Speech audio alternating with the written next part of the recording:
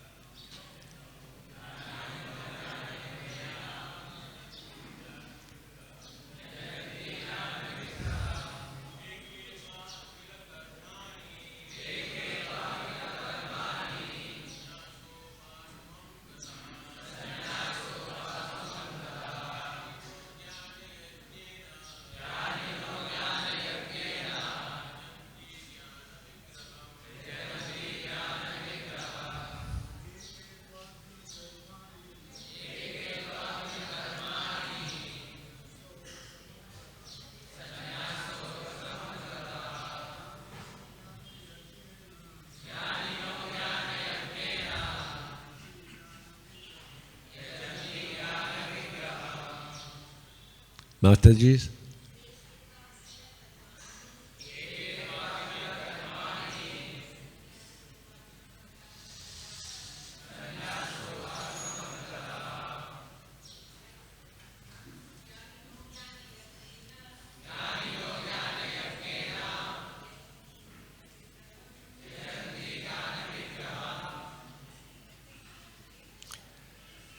Eke, some, tva, to you, akila, all, karmani,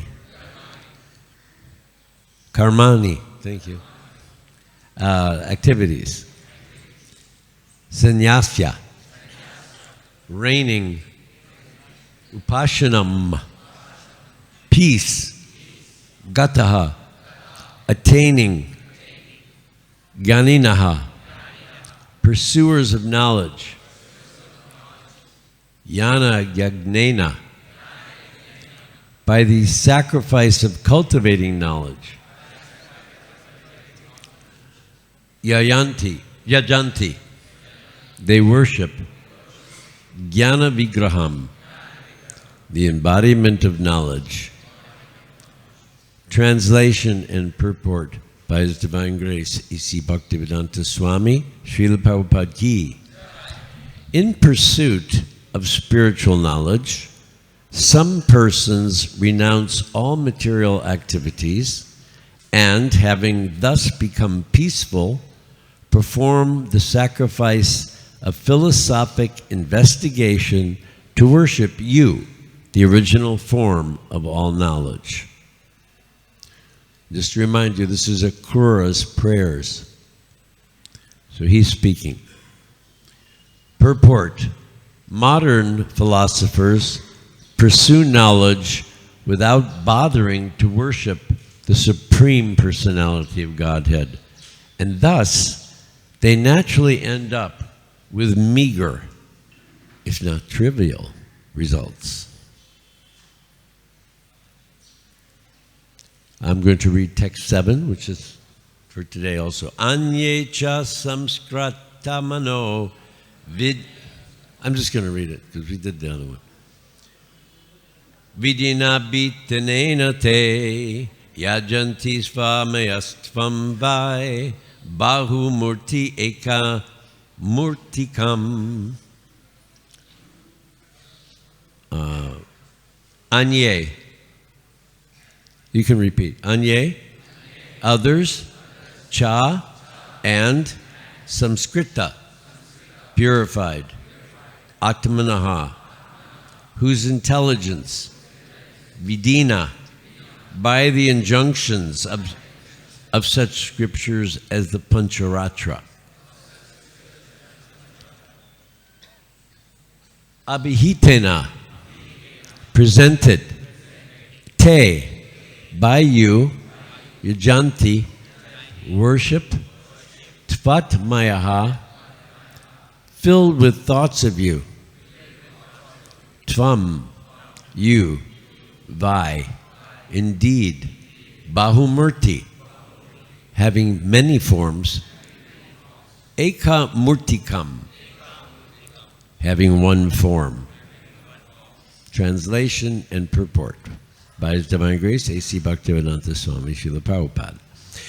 And yet others, those whose intelligence is pure, follow the injunctions of Vaishnava scriptures promulgated by you, absorbing their minds in thought of you.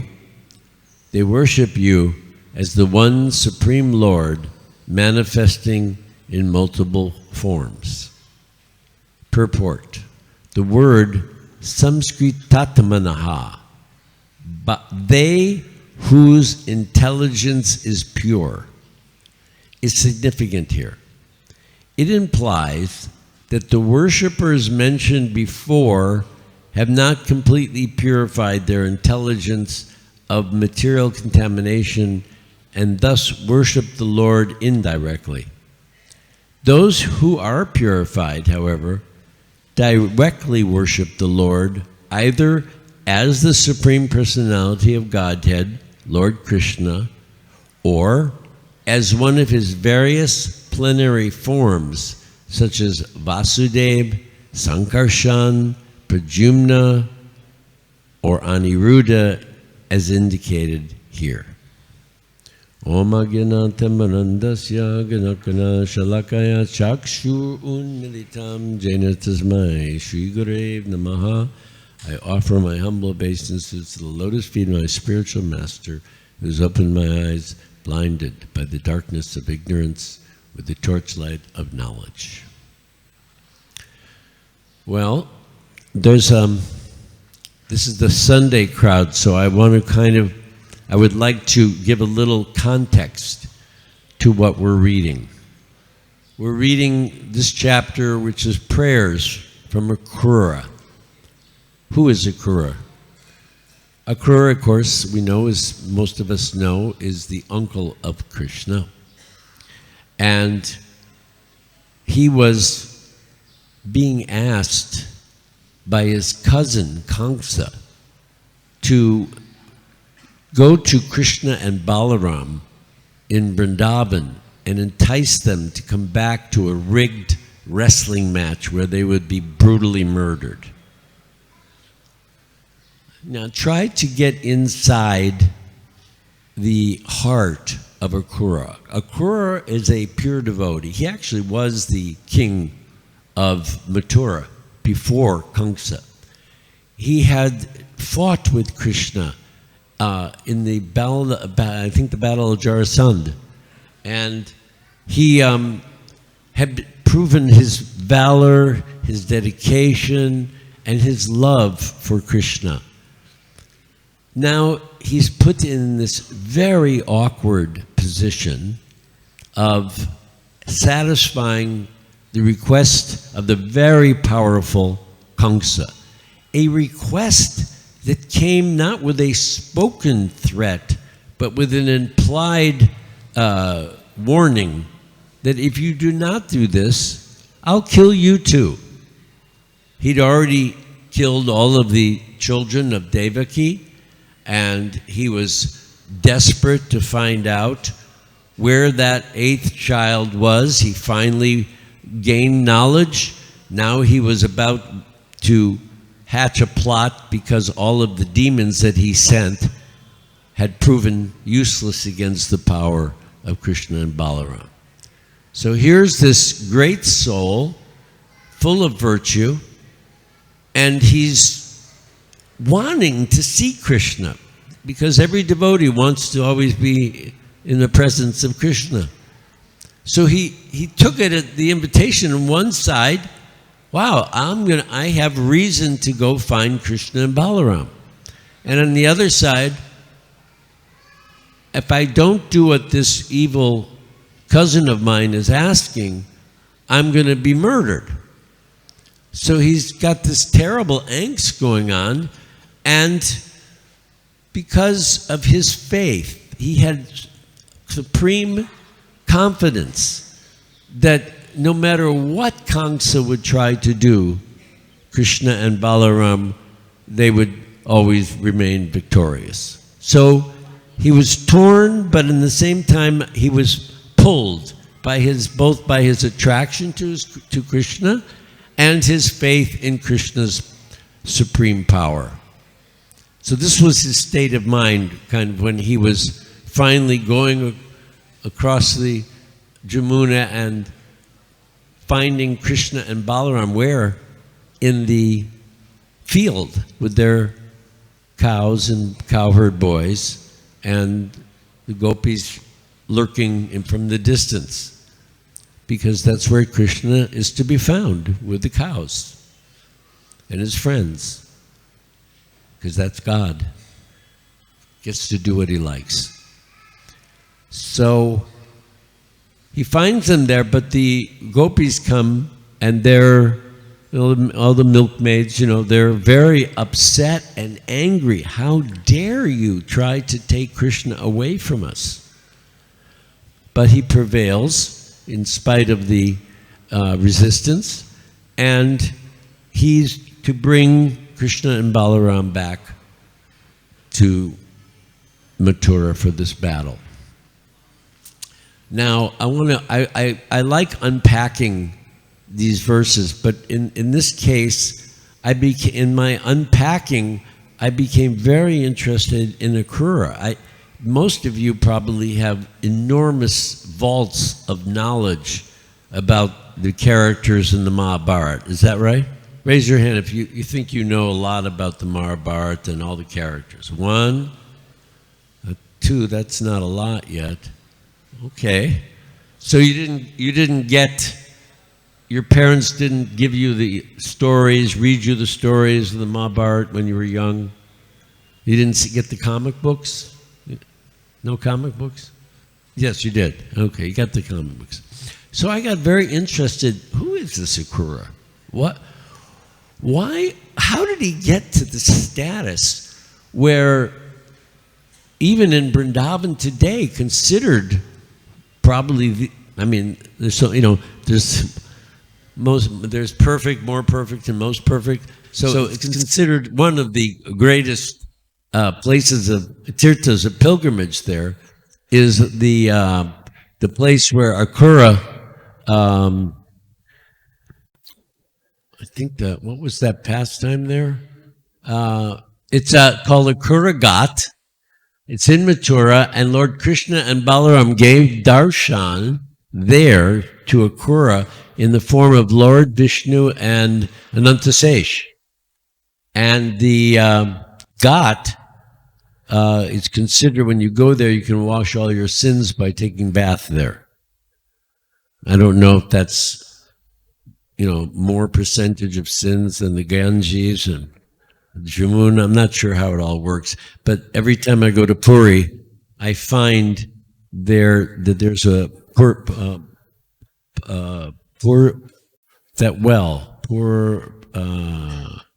there's a well. Paramananda's well, right? Yeah, Paramananda Puri's well. And in that well, all 7 rivers are there. So anyone who drinks that water, takes bath in that water, all your stomach problems are solved, and you get all the benefits of all the holy places. There's a few places like that in India. No places like that in the West, except for our ISKCON temples. There you can wash all your sins away. So that's a very, if you put that on your list when you go to Vrindavan. So let's go back to Akrura. First of all, the little history. He was married to Sutanu. They had 2 sons, and he was the uncle of Lord Krishna, but he never considered himself an uncle. He always worshipped Krishna as God. And he never lost that vision. He was also present at the wedding function of Draupadi when her sari, Shri Krishna saved her by extending her sari. And he was also present at Krishna's marriage with Subhadra and the marriage function of Abhimanyu. And he helped win that battle in Jarasan. And in the Gopinath temple in Vrindavan, you'll find Krishna, Balaram, and Akrura all on the altar. So he's also considered that as a deity. And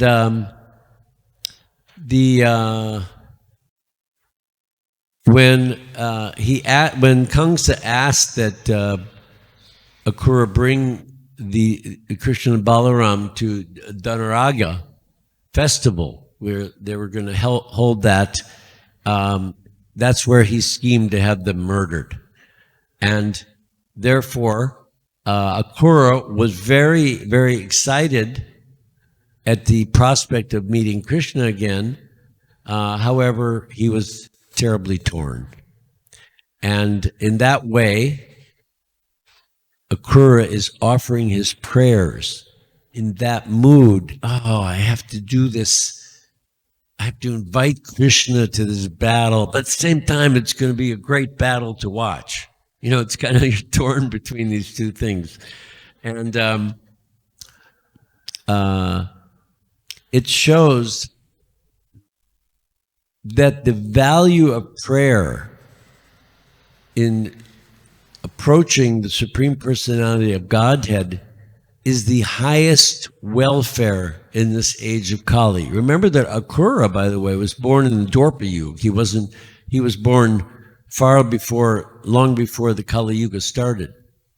And today, in this Kali Yuga, when we look at the various methods of advancement, we have the karma kanda, we have the kind of material elevation, then we have jnana kanda, and that's where you decrease your material desires through certain perfunctory performances and introspection into various philosophical areas, a lot of speculation, but you become a little more detached.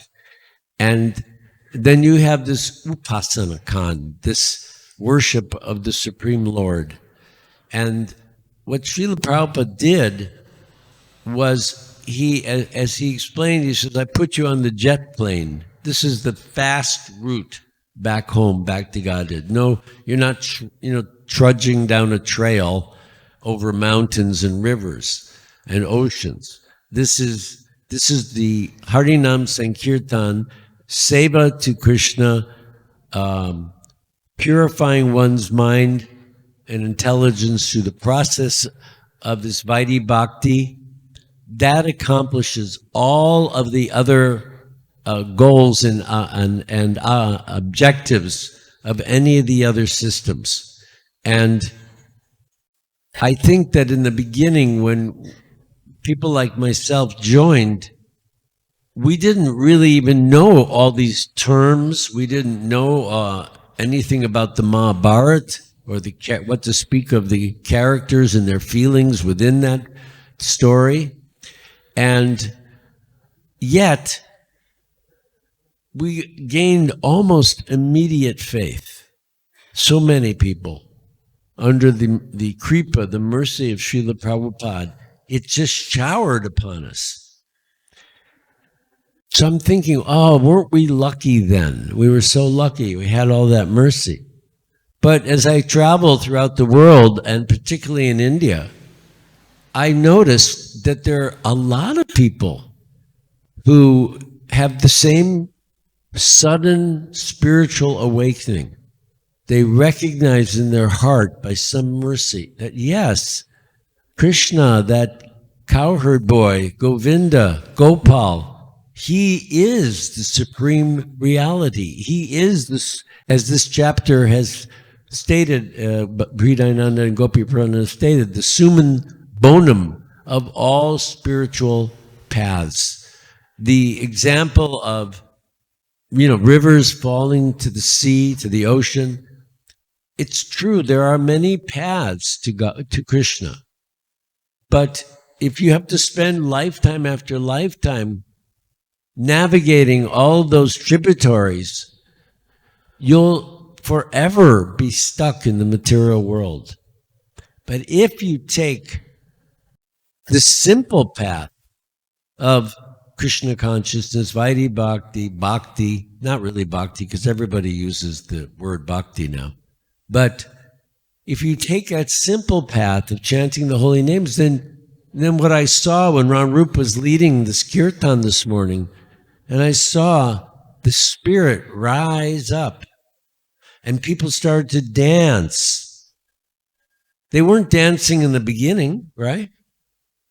But through kirtan, that energy, and Prabhupada describes it like that. He describes that through the chanting of the holy names, the spirit rises.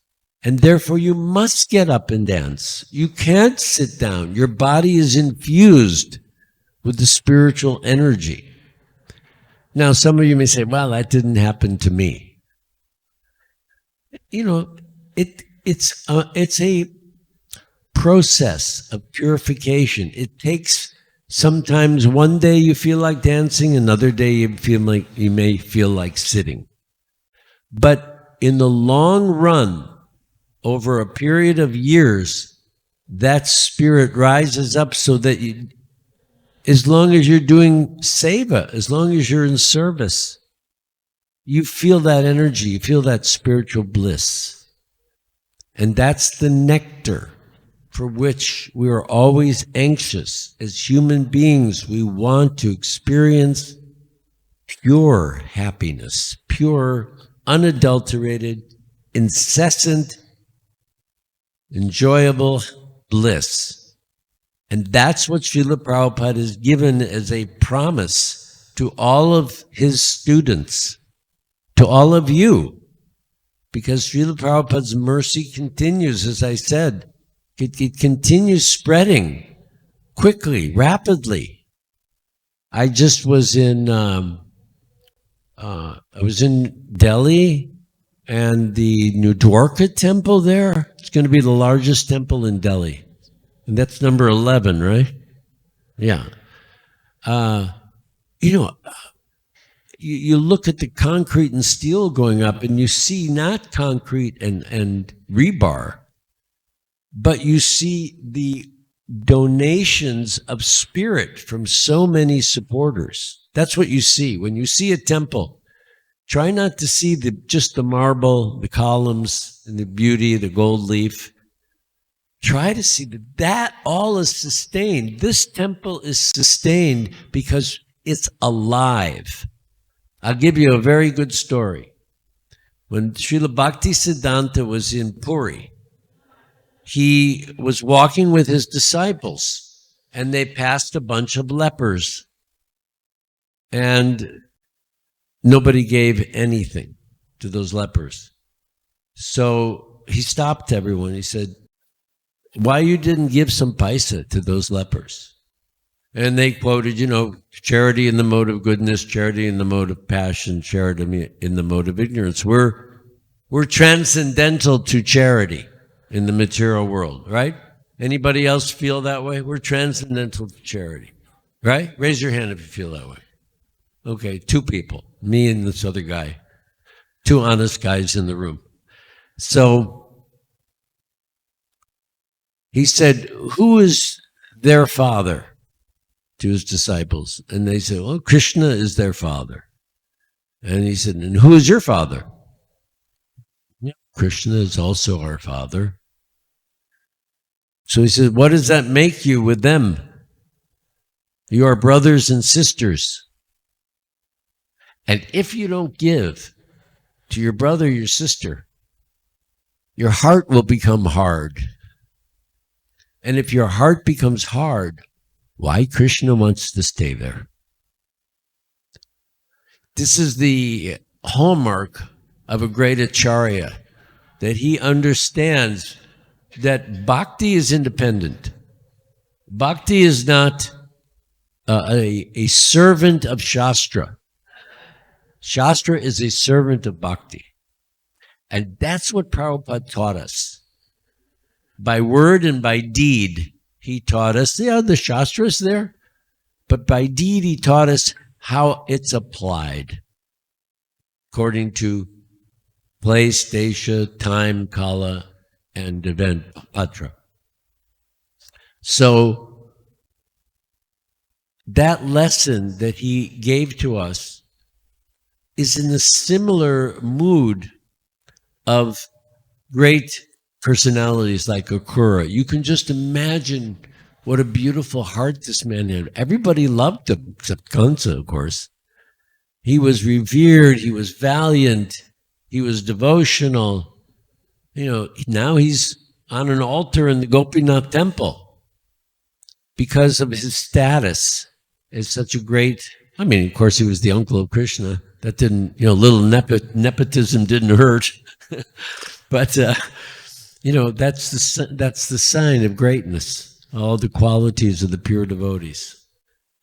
So one of the things also that is known about Akrura is that he actually was given the Shamataka jewel, and it was given to him by Shatadanva, and he had slain Shatrajit, who had been the previous owner. And then Akrura finally, after having it for a long time, cashed it in. The value of that jewel was enough to sustain, I'm not sure just him, probably an entire empire for 60,000 years. And but at that time, the Shamataka was taken back by Akrura because Krishna wanted to get it back. And along with that jewel, he offered Krishna the hand in marriage of his sister Shushila. And then Krishna said, I'll take the girl, you keep the jewel. So he ended up back with the jewel again. And all these pastimes show such a playful and loving exchange between Krishna and his beloved associates. And all of us are also beloved associates of Krishna. We're just separated by our attachment to our material identification. So the lessons that we can learn here are very great because ultimately, whatever we read philosophically, you have to refer, in one sense, to personality.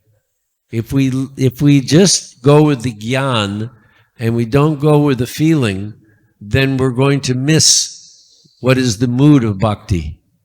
Because the gyan is actually designed to bring us become so familiar with Krishna and his associates and his activities and his relationship to us that we begin to really fall in love with that person who is Krishna. So that's the, so looking back over these verses, we see that in pursuit of spiritual knowledge, some persons renounce all material activities and thus, having become peaceful, perform sacrifices of philosophic investigation to worship you. But what is that peacefulness that they attain? Prabhupada describes it to us. He said the successful yogi will attain the Brahmajyoti for millions of years, but eventually he becomes agitated. And why does he become agitated? He's in bliss, but he becomes agitated because he knows he's missing relationship. It's relationship that drives the soul. Why? Because we come from Krishna. We have a relationship. And our original, whenever that may or may not have happened in eternity, we're always in relationship, but we forget.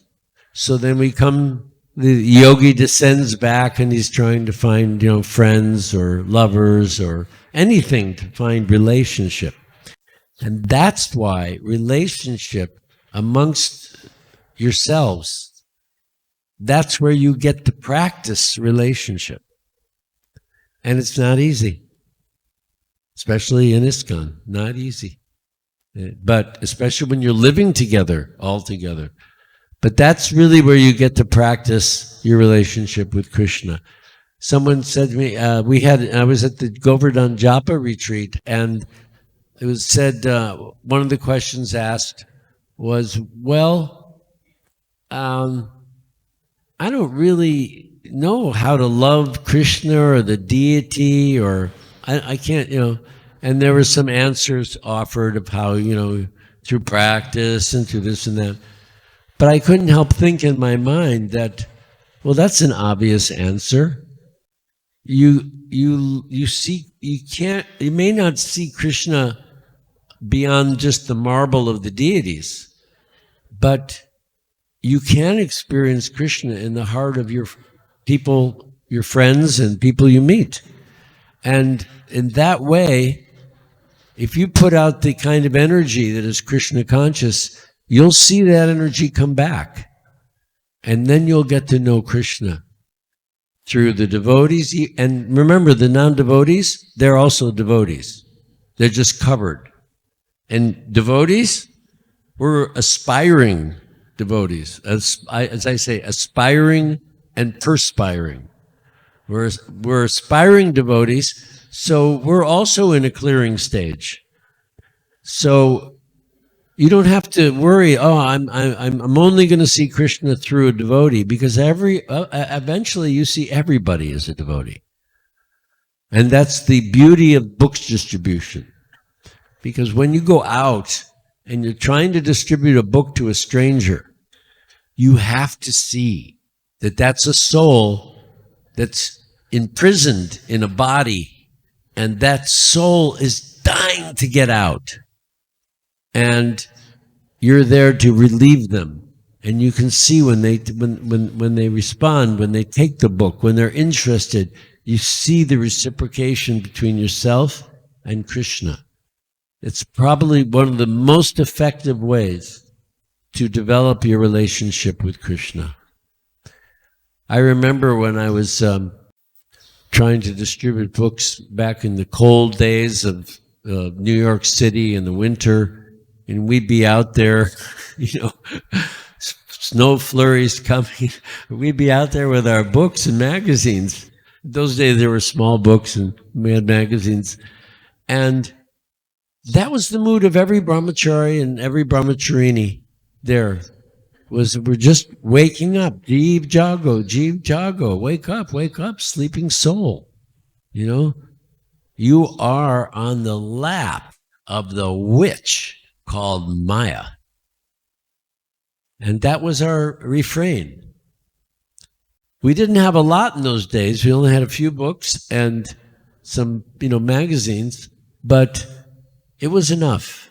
And that proved to me that academic scholarship, knowing the Vedas, being a Shastric expert, all of that pales in front of bhakti. It's almost meaningless unless it's really pure and really understanding the mood of the spiritual authorities and Krishna. There was one family the devotees finally, after some years, went to the Caribbean islands. And there's a lot of tiny little islands there. And they were knocking door to door, distributing books. So they knocked on one door. Guy opens it up. He sees these devotees who are, full regalia. And he says, Hare Krishna, come on in. He's got Prabhupada book. He's got altar. He's got everything. So how did this happen? He said, well, someone gave us a book and we read the book and then we did everything from the book. So Krishna consciousness is expanding like anything, and there's no better means to expand it than book distribution, because those books are, as Prabhupada called them, time bombs, and they will just emanate energy. Vyasaki told me the other day, said when he was in a lecture with Prabhupada here in India, Prabhupada started preaching in Hindi. You'll like this one. So he started preaching in Hindi, and then Vyasaki got up to leave because he didn't understand Hindi. And Prabhupada said, where are you going? And he said, Prabhupada, you're speaking Hindi? Why should I stay? Prabhupada said, because even though it's not your language, the vibrations are there. The transcendental vibrations are there. So then Vyasaki sat down, sat through the Hindi lecture, and there's so much truth that this knowledge, you don't even have to comprehend it. It's happening to you automatically. And the second best way to receive that knowledge without having to study and figure it out is japa. It's a very magical method because you don't have any sense gratification. First of all, with prasadam, you're taking prasadam. With dancing, you feel all blissful. But japa is really the only part of our sadhana that has no particular sense gratification to it. It's all for Krishna. The whole thing's for Krishna. Hare Krishna, Hare Krishna, Krishna Krishna, Hare Hare, Hare Rama, Hare Rama, Rama Rama, Hare Hare. You know, for almost 2 hours a day, you're giving that to Krishna. And Krishna likes yajna. That's what he likes. I was at the Govardhan retreat, and it's a beautiful retreat, 5-day retreat, about 400 devotees. They have a very beautiful new facility right adjacent to Govardhan Hill. And so we work up to we do seminars during the day, and then a lot of bhajans. And then it all culminates in the last day. They bus everybody to Terkudamb, which is where Rupa Goswami did so much of his writing. It's a beautiful place, about 20 kilometers outside of Govardhan. Very nicely maintained by the Baba there. It's improved it vastly. And there, our job was only one thing. There's one thing to do there. Chant 64 rounds. So, you got 400 people. Young, old, feeble, strong. I mean, just, from all over the world. And now you're going to tell them, okay, now you're going to chant 64 rounds. That's 8 hours of chanting, And, you kind of get into the rhythm of it. You're all sitting together, and, there's a gap that you can walk around. And, started at about 9 in the morning, and you watch the day go by. And you can't believe what happens. It's amazing. You think, you want to be in a hurry, get this all done, and you just get into this beautiful space of chanting, and it starts to move through you and through the whole group, because as kirtan is best performed with many people, so as japa is also very valuable when it's done amongst very sincere people. And they were all very, very sincere. And so many of them finished their 64 rounds. And around 6 o'clock, we finally departed from this place. They served a lunch. There was a brief lunch break there. But it was an eye-opener for me. I chanted 50. I had a son, so I chanted 50.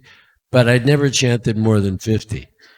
And it's quite an experience. I recommend that, anyone who has the will to try one day to chant 64 rounds. This is what Srila Bhaktisiddhanta required of all of his disciples. 64 rounds. It's not a light assignment every day, 7 days a week, 365 days per year. I think 16's hard to keep up with, but 64 is. But everyone left very blissful. It was a really wonderful experience. My wife is a very loquacious chanter. Once a year, she goes to Giriraj Swami's ashram there in California on her birthday, and she sits in front of his deities. And her last birthday, she chants for 23 out of 24 hours. She stays up, and she chanted 252 rounds. Amazing, huh?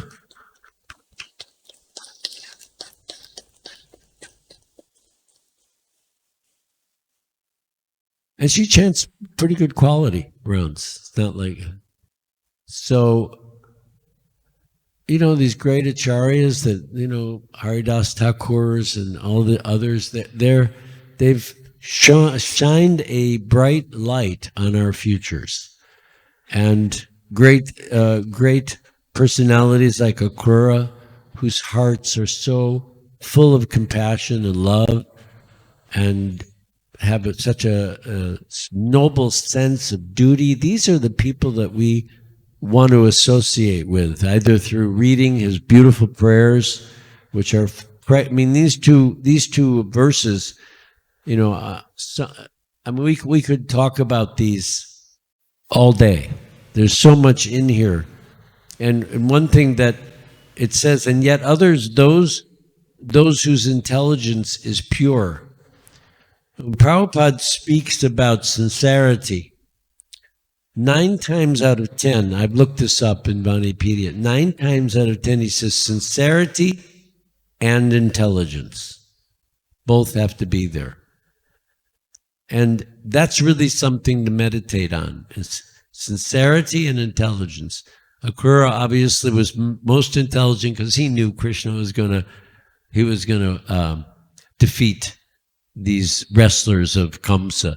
But still, there's a drama to all of these events. And that's why it's so wonderful to read these pastimes of the pure devotees.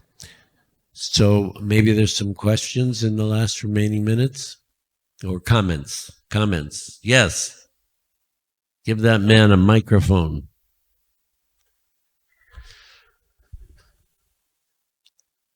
Hare Krishna. Hare Krishna. Prabhuji, you said bhakti is independent of knowledge. So how can you relate Bhagavad Gita to bhakti? How can you what? You said that bhakti is not dependent on knowledge. So how can you relate? I said bhakti is independent of Shastra.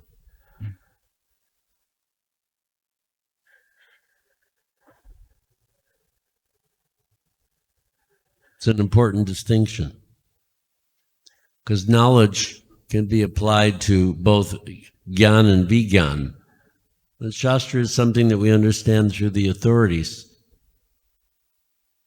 So in that way, I don't see that there's any contradiction.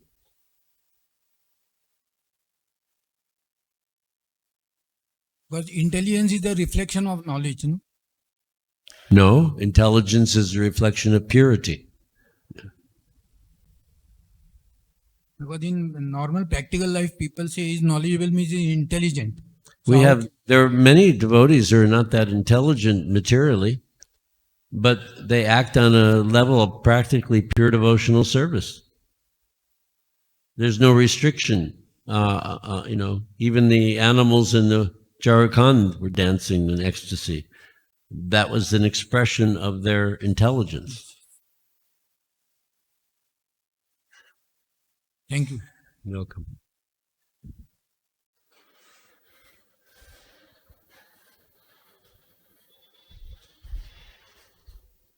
Hare Krishna Prabhu Hare for Krishna. giving this wonderful class, and I am very grateful that I am learning lots of things from you. And my question is that what the best seva we can perform for Krishna, and I want to perform the best seva for Krishna. Please guide me. Oh, that's a very good question. Thank you for that. And it has a very simple answer. Seva to Krishna is absolute. In other words, the person who's cleaning the temple or the person who's managing the temple, there's no difference in best. Both are best. That's why Varnashram is there. Varnashram is there to guide human society so that everybody feels peaceful in their occupational duties. And those occupational duties, whether they're here in the temple or elsewhere, if the fruits of those duties are to satisfy Krishna, then those activities are equal to anyone else's activities. So, for example, a woman who's raising her child in Krishna consciousness, that's her seva. Now, is that less than the seva of a sannyasi?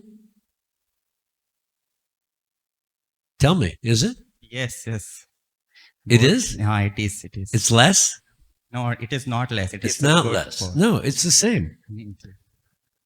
And she may be doing her service better than the sannyasi is doing theirs. Maybe the sannyasi is, doing something that's not so Krishna conscious. And maybe she's always thinking of Krishna.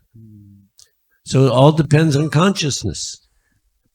What is the goal? What is the aim? What's the result of who gets the fruits of our activities? Thank you, Prabhu. Hare Krishna.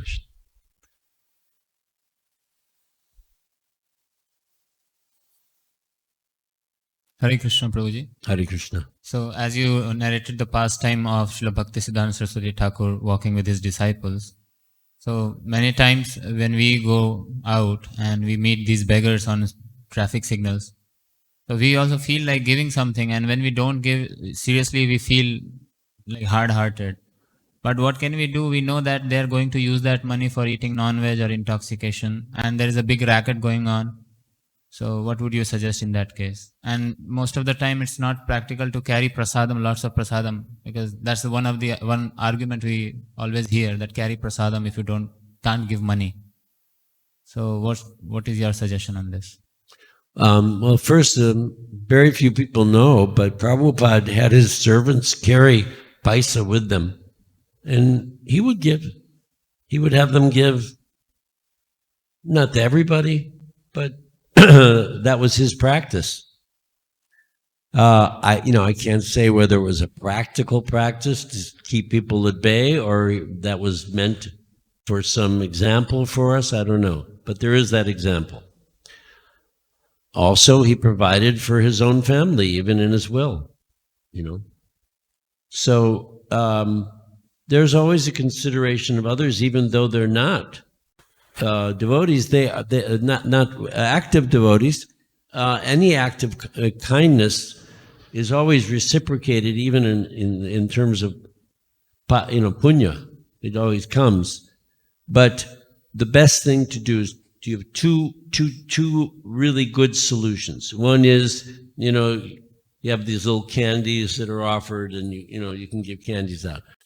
There's a problem with giving people money today, because when you give a beggar 1 paisa, they'll throw it back at you. If you don't give somebody 10, 20 rupees, they're like, "Are you kidding? You hard-hearted son of a gun. Here, take it. I don't want it." I mean, I've had that happen.